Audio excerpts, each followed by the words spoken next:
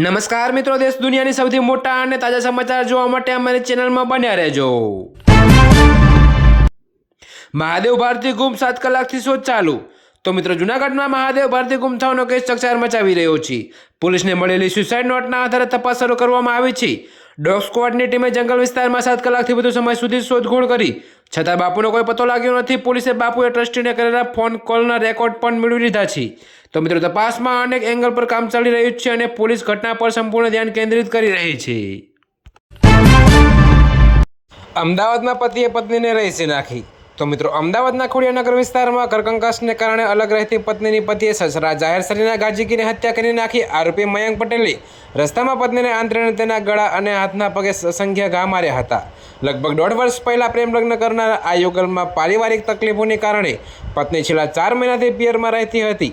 જોકે મિત્રો, અગાઉ ફરિયાદ નોંધાઈ હોવા છતાં પણ આ ઘટના બની છે।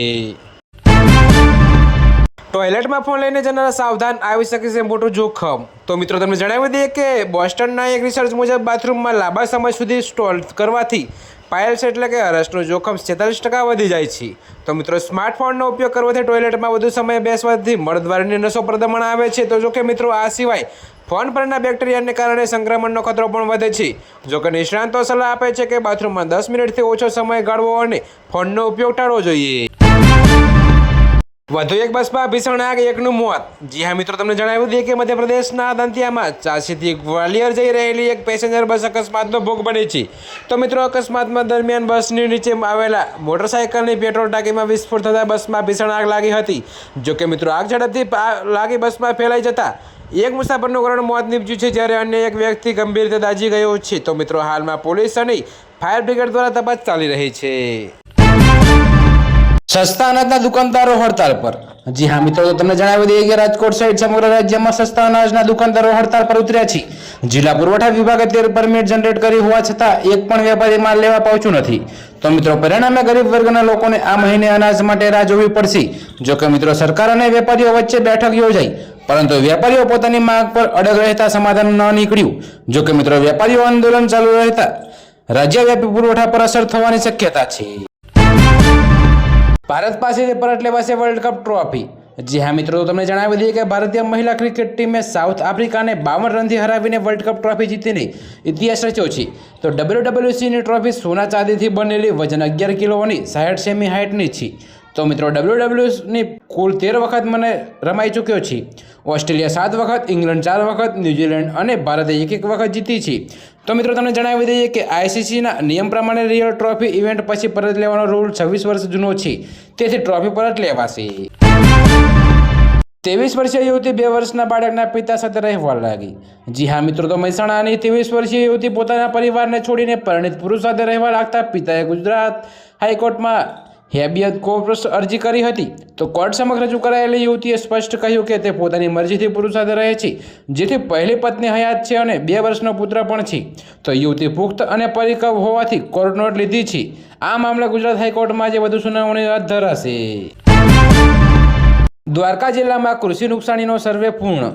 તો મિત્રો, તમને જણાવી દઈએ કે દેવભૂમિ દ્વારકા જિલ્લામાં કૃષિ નુકસાનીના સર્વેની કામગીરી પૂર્ણ થઈ ગઈ છે। જિલ્લામાં કુલ 247 ગામોમાં સર્વે હાથ ધરાયો હતો, જેમાં આશરે 2.36 લાખ હેક્ટર વિસ્તારમાં વાવેતર થયેલો હોવાનું જાણવા મળ્યું છે। તો મિત્રો, અધિકારીઓએ જણાવ્યું કે નુકસાનીનો રિપોર્ટ ટૂંક સમયમાં સરકારને સબમિટ કરાશે। જોકે મિત્રો, સરકારે રિપોર્ટના આધારે ખેડૂતોને વળતર અંગે નિર્ણય કરશે। પગાર ન મળતા પાકિસ્તાની એરલાઇન્સની તાળાબંધી। તો મિત્રો, તમને જણાવી દઈએ કે પાકિસ્તાન ઇન્ટરનેશનલ એરલાઇન્સ PIA ગંભીર સંકટમાં મુકાઈ છે। એરક્રાફ્ટ એન્જિનિયર્સે પગાર વધારો ન મળતા અને સ્પેર પાર્ટ્સની અછત વચ્ચે ફ્લાઇટ્સને એરવર્ધીનેસ ક્લિયરન્સ આપવાનું બંધ કરી દીધું છે। તો આના કારણે 12થી વધુ નિર્ધારિત ઉડાન થંભી ગઈ છે અને ઉમરા યાત્રીઓ સહિત સેંકડો મુસાફરો એરપોર્ટ્સ પર ફસાયા છે। જોકે મિત્રો, યુનિયનનો આરોપ છે કે મેનેજમેન્ટ તેમની ફરિયાદોને અવગણી રહ્યું છે। રાજકોટ ભાજપ સંગઠનની રચનાને લઈને મોટા સમાચાર।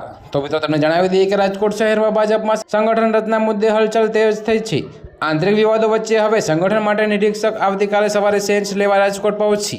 તો શહેર પ્રમુખની નિમણૂક બાદ સંગઠન રચનાની પ્રક્રિયા શરૂ થશે। જોકે મિત્રો, માહિતી અનુસાર મહામંત્રી ખજાનચી સહિત કુલ 21 પદાધિકારીઓની નિમણૂક થવાની છે। તો વર્તમાન મહામંત્રી સામે સંતોષ વચ્ચે સંગઠન થઈને લઈ ચર્ચાઓ ગરમ થઈ છે। હે ભગવાન બસ કરો, ગુજરાત માથે ફરી સંકટ આવ્યું।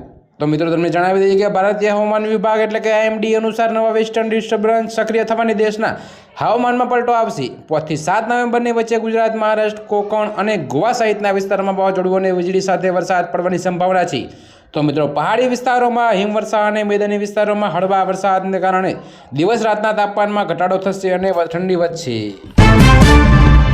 સતત ઉતાર ચઢાવ વચ્ચે સોનાનો ભાવ। તો મિત્રો તમને જણાવી દઈએ કે વૈશ્વિક બજારમાં સોનાના ભાવમાં ફરી ઘટાડો નોંધાયો છે।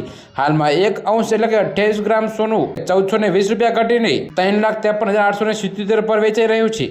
તો ઓક્ટોબરના અંતે સતત ઉતાર ચઢાવ વચ્ચે આ ઘટાડો નોંધાયો છે। જોકે મિત્રો ગઈકાલે ભારતીય શેર બજાર વધારા સાથે બંધ થઈ ગયું હતું, પરંતુ જો આંતરરાષ્ટ્રીય બજારમાં આ જ વલણ ચાલુ રહેશે તો ભારતીય બજારમાં સોનાના ભાવ વધુ ઘટવાની શક્યતા છે।